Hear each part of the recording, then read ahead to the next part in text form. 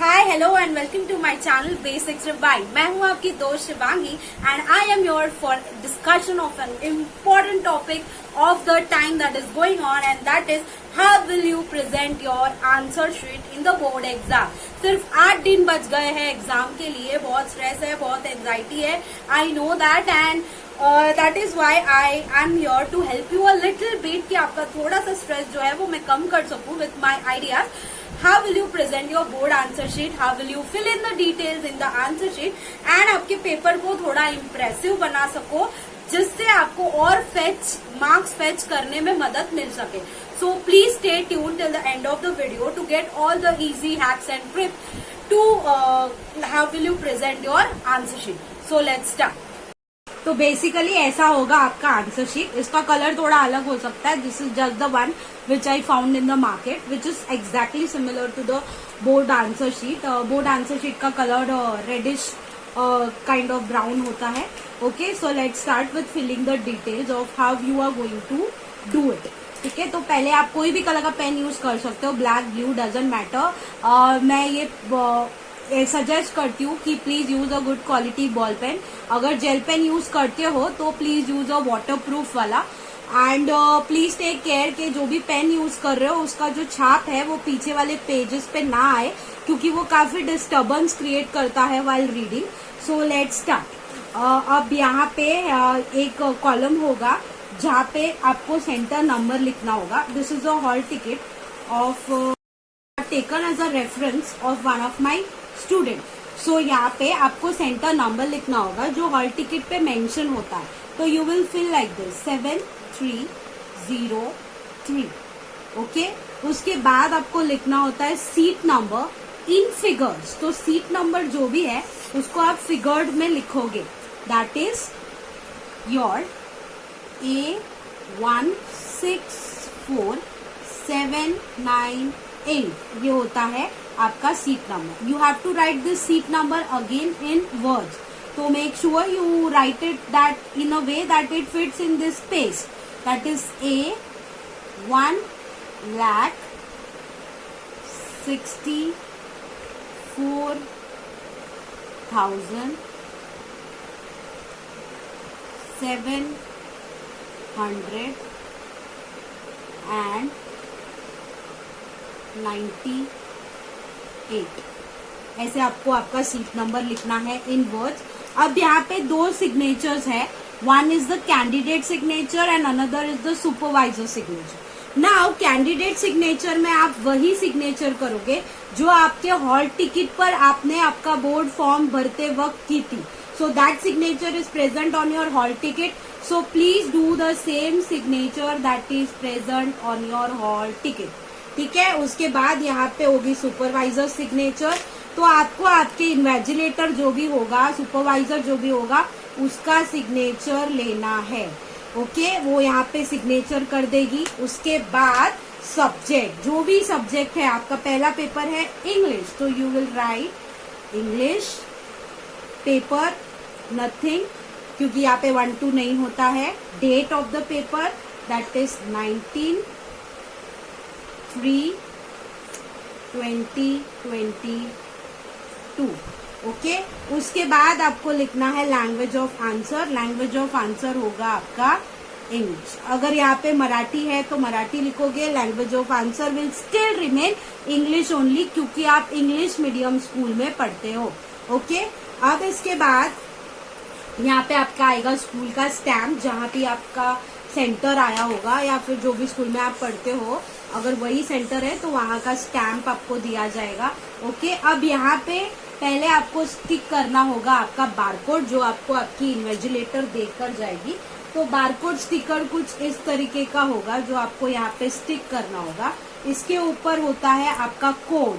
ऐसे ऐसे ऐसे सब सारी चीजें इसमें प्रेजेंट होगी, ऐसे ऐसे ऐसे ऐसे, जिसपे नीचे होगा आपका कोड, जिससे आपका स्कैनिंग होता है और यही कोड आपके रिजल्ट पे भी प्रेजेंट होता है। आप अपनी आइडेंटिटी छुपाते हो, फिर भी सारे डिटेल्स आपको रिजल्ट में मिल जाते हैं, और उसका रीजन सिर्फ ये बारकोड है।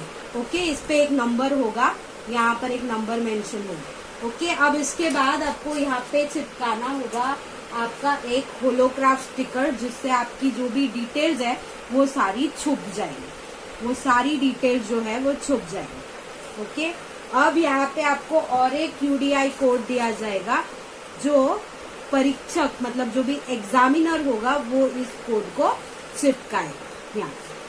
यहाँ पे 2 कॉलम्स होंगे, HSC, SSC, you have to tick on the SSC। कि ये सारी चीजें are for different use of the examiner, paper checkers and board authorities. यहाँ पे number of supplement, your answer book is 1 plus आप जितने भी सप्लीमेंट लेते हो उतने, समझो आपने 2 लिए या 3 लिए तो 3 + 1 यहाँ पे आप लिखोगे 4। Okay, your answer book is also counted in the total figure. अब यहाँ पे हम ओपन करेंगे, ये डिटेल्स आप फिल कर चुके हो। अब हम यहाँ पे ओपन करेंगे हमारा पेपर। ओके, अब यहाँ पे जैसे ही आप पेपर ओपन करते हो, सबसे पहली चीज आप जो करोगे पूरे पेपर पे वो है लाइनिंग। ठीक है, अब लाइनिंग यहाँ पे एक दी हुई है, आप इस नाप को लोगे, क्वेश्चन नंबर के बॉक्स के नाप को लोगे और यहाँ पे एक लाइनिंग करोगे, ज्यादा पेपर को सजाना नहीं है। और यहाँ पे एक मार्जिन ड्रॉ करोगे, थोड़ी सी ब्रॉड ही मार्जिन करना, ज्यादा सेंटर में लेके मत आना, ताकि आप वो स्पेस जो है उसको आंसर लिखने के लिए यूज कर सको। Okay, now I have referred 1 previous year question paper on how will you fill the detail. अब ये सारे पेपर्स पे ऐसे तरह के ही कॉलम्स आपको ड्रॉ करने हैं। अब इसके बाद हम लिखेंगे क्वेश्चन नंबर। क्वेश्चन नंबर है 1A। ओके, अब आएगा क्वेश्चन नंबर इज 1A यहाँ पे, और इसका क्वेश्चन था A1 और उसका है ये पहला क्वेश्चन। तो इस तरीके से आपको नंबरिंग करनी है। फिर दूसरा क्वेश्चन, फिर तीसरा question. Okay, leave lines, keep it open, keep it clean and please make sure that हर क्वेश्चन को आप एक अलग पेज से स्टार्ट करो, क्योंकि जो क्वेश्चन की कैलकुलेशन, मार्क्स की कैलकुलेशन होती है वो यहाँ पे होती है। तो आप मल्टीपल क्वेश्चन लिखोगे तो it becomes very difficult for the examiner to calculate the marks and for the moderators to recheck your papers, and that is why it is suggested that हर क्वेश्चन को एक अलग नए पेज से ही शुरू करें। आपने बोर्ड एग्जाम्स को, स्टेट बोर्ड को पैसे दिए हैं और उसी के लिए आप जितनी चाहिए उतनी सप्लीमेंट्स को ले सकते हो, कलेक्ट कर सकते हो। ओके, तो वो सारा वसूल करो मेरे हिसाब से, एंड इसीलिए हर क्वेश्चन को नए पेज से ही स्टार्ट करो। ओके, अब ये आप सीक्वेंस कैसे भी रख सकते हो पेपर का, बट मेक श्योर कि वो मेंटेन करो। अगर पीछे से आगे आ रहे हो तो वैसे ही आओ, अगर आगे से पीछे जा रहे हो तो वही सीक्वेंस में जाओ। बीच में आड़ा टेढ़ा करना और बीच का क्वेश्चन पहले लिखना, पहले का क्वेश्चन बाद में लिखना, ये सब मत करो। सिक्वेंशली ही जाओ पेपर में, तो वो चेकिंग करने वाले के लिए बहुत अच्छा होता है, बेटर होता है, एंड इट बिकम्स इजी। नहीं तो उसके लिए भी बहुत हेक्टिक हो जाएगा कि ये कौन सा क्वेश्चन कहाँ है, क्या मार्क्स है, क्या है, वो सारी चीजें, and that is what. Okay, now this is the English paper. जब भी आप ऐसा कुछ क्वेश्चन आता है, कंप्लीट द वेब चार्ट वगैरह, तो make sure that you draw this figure and right the answers and draw it with the pencil, और अंदर जो भी लिखते हो वो पेन से लिखो। ओके, उसके बाद अगर ग्रामेटिकल क्वेश्चन है तो राइट द क्वेश्चन और उसके बाद आंसर लिखो। अगर वो कोई ये है पैराग्राफ टाइप क्वेश्चन है, उसमें जो ऑब्जेक्टिव क्वेश्चन है वो आप पूरे क्वेश्चन लिखना जरूरी है आपको।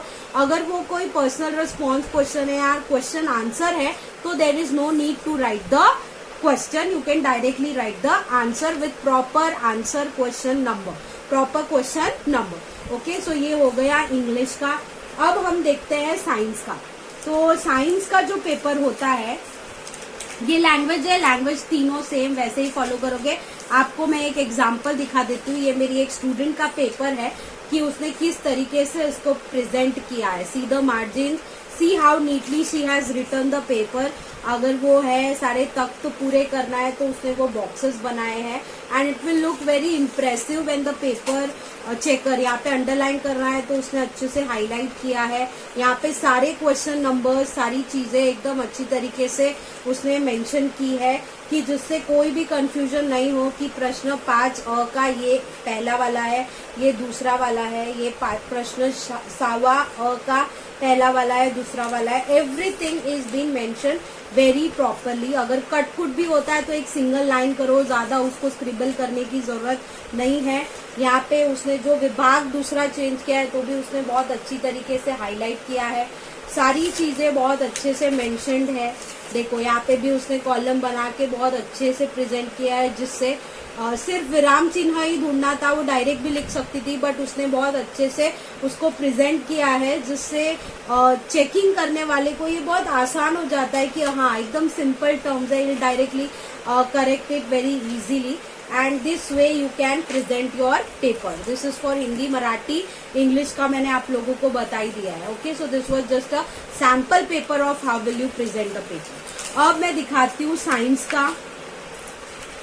तो साइंस में आप लोगों को अगर ऐसे डायग्राम्स आते हैं तो ड्रॉ इट विथ पेन, ठीक है। अगर आपको डायग्राम ड्रॉ करना है तो ड्रॉ इट विथ पेंसिल, ठीक है। उसके बाद सारे क्वेश्चंस लिखने जरूरी है, फिल इन द ब्लैंक्स के, चूज द करेक्ट ऑल्टरनेटिव के, ओके, और सारी चीजों के क्वेश्चन लिखने जरूरी है। अगर आप सम लिखते हो तो सम को प्रेजेंट करने का एक तरीका है दैट यू विल राइट, यहाँ पे मैं एक नेक्स्ट पेज ले लेती हूँ जिसमें आपको प्रेजेंटेशन फॉर श्योर देना है, जैसा मैंने फर्स्ट पेज पे बताया। अब ये कोई सम है जिसमें क्वेश्चन नंबर 2 का पहला सम है, तो आप लिखोगे इसमें सोल्यूशन में लिखोगे गिवन। यहाँ पे गिवन में जो जो चीजें आपको दी रहेगी वो आपको लिखनी है। उसके बाद आपको कौन से फॉर्मूला टू फाइंड, मतलब क्या आपको ढूंढना है इसके अंदर, to find is equal to question mark, मतलब क्या ढूंढना है वो चीज को यहाँ पे मेंशन करना है।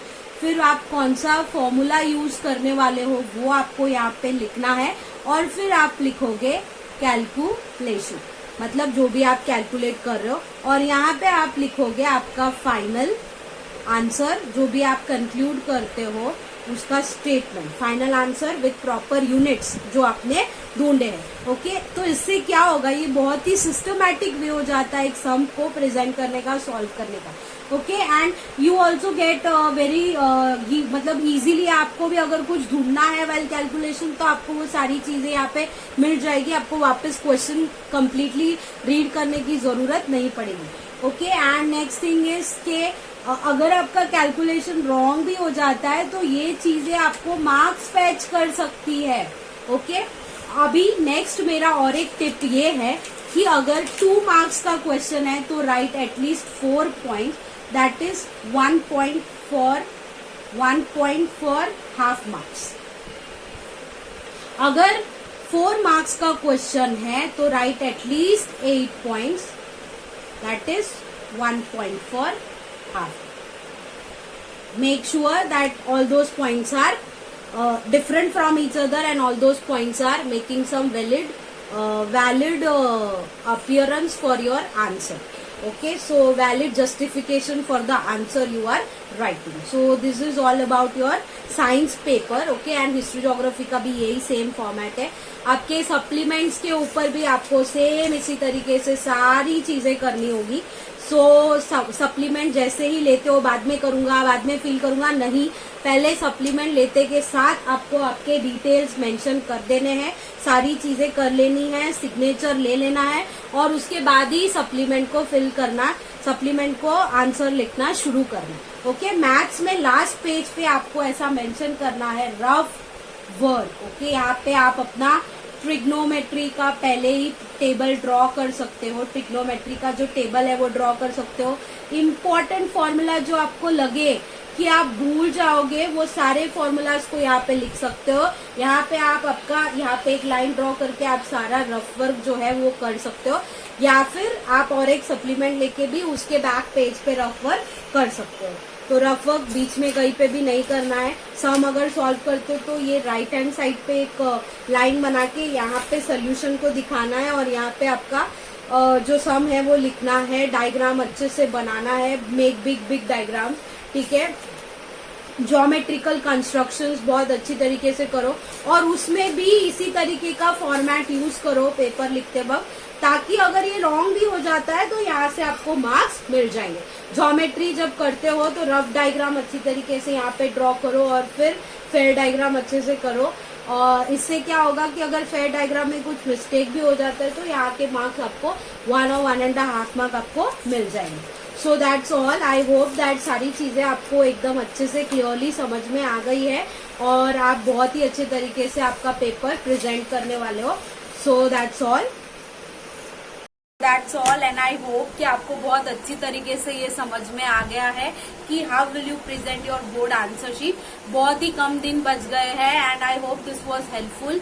Please share it with your friends and family whoever is going to appear for the board exam, and all the very best for all the preparations that you are doing.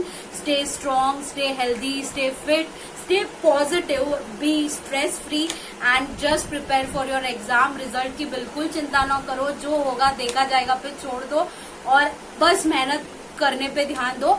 And please it is my request that please stay healthy during this time, take care of your self. Holi वगैरह ज्यादा मत खेलना, होली अगले साल फिर से आ जाएगी, क्योंकि अगर होली की वजह से तबीयत खराब हो गई तो आपको किसी और क्लासरूम में बैठना पड़ेगा जिसमें बीमार बच्चे बैठते हैं। एग्जामिनेशन हॉल में आधे घंटे पहले पहुंच जाना, ताकि टेम्परेचर जो है, अगर आप धूप में जाओगे एग्जाम देने के लिए तो आपका टेम्परेचर राइज दिखा सकता है, आपकी थर्मल स्क्रीनिंग होनी है। तो इसीलिए please take care of your health. To keep learning this kind of videos and easy hacks and tricks for all your further studies, please like, share and subscribe my channel, and also press the bell icon to get the notification of all my new videos. Till then, bye bye, take care.